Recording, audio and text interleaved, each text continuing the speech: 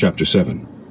Then the Lord said to Noah, Come into the ark, you and all your household, because I have seen that you are righteous before me in this generation. You shall take with you 7 each of every clean animal, a male and his female, 2 each of animals that are unclean, a male and his female.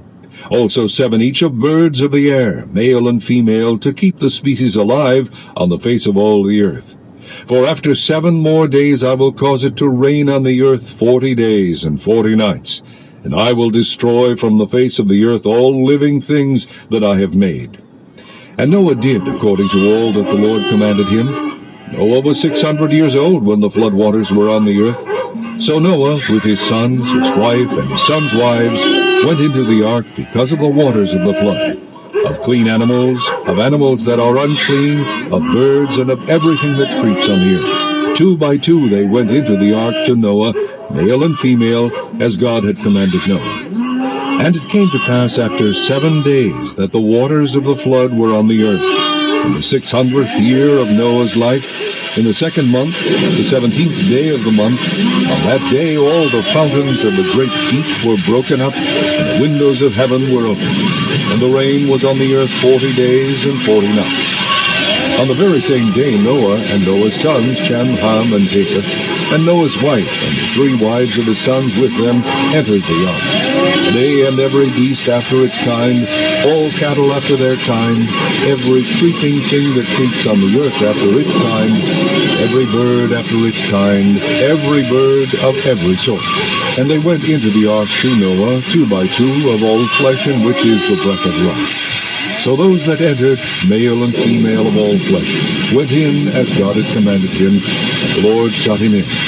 Now the flood was on the earth 40 days. The waters increased and lifted up the ark, and it rose high above the earth. The waters prevailed and greatly increased on the earth, and the ark moved about on the surface of the waters. And the waters prevailed exceedingly on the earth, and all the high hills under the whole heaven were covered. The waters prevailed 15 cubits upward, and the mountains were covered. And all flesh died that moved on the earth, birds and cattle and beasts, and every creeping thing that creeps on the earth, and every man, all in whose nostrils was the breath of the Spirit of life, all that was on the dry land died. So he destroyed all living things which were on the face of the ground, both man and cattle, creeping thing and bird of the air. They were destroyed from the earth. Only Noah and those who were with him in the ark remained alive, and waters prevailed on the earth 150 days. Chapter 8. Then God remembered Noah, and every living thing, and all the animals that were with him in the ark. And God made a wind to pass over the earth, and the waters subsided. The fountains of the deep and the windows of heaven were also stopped, and the rain from heaven was restrained. And the waters receded continually from the earth. At the end of the 150 days the water decreased. Then the ark rested in the 7th month, the 17th day of the month, on the mountains of Ararat. And the waters decreased continually until the 10th month. In the 10th month, on the 1st day of the month, the tops of the mountains were seen. So it came to pass at the end of 40 days that Noah opened the window of the ark which he had made. Then he sent out a raven, which kept going to and fro until the waters had dried up from the earth. He also sent out from himself a dove, to see if the waters had receded from the face of the ground.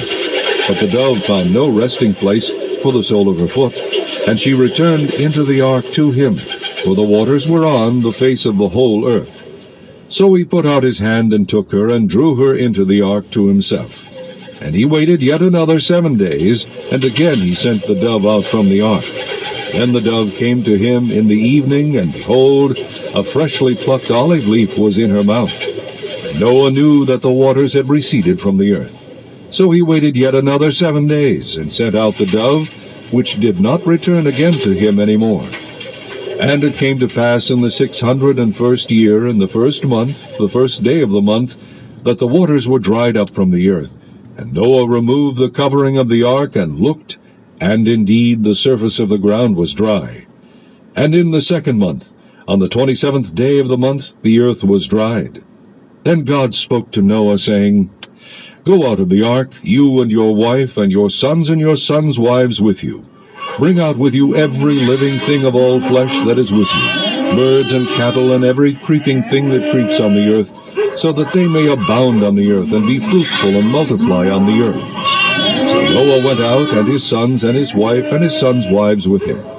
Every animal, every creeping thing, every bird, and whatever creeps on the earth, according to their families, went out of the ark. Then Noah built an altar to the Lord, and took of every clean animal and of every clean bird, and offered burnt offerings on the altar. The Lord smelled a soothing aroma. Then the Lord said in his heart, I will never again curse the ground for man's sake, although the imagination of man's heart is evil from his youth, nor will I again destroy every living thing as I have done. While the earth remains, seed time and harvest, cold and heat, winter and summer, and day and night shall not cease.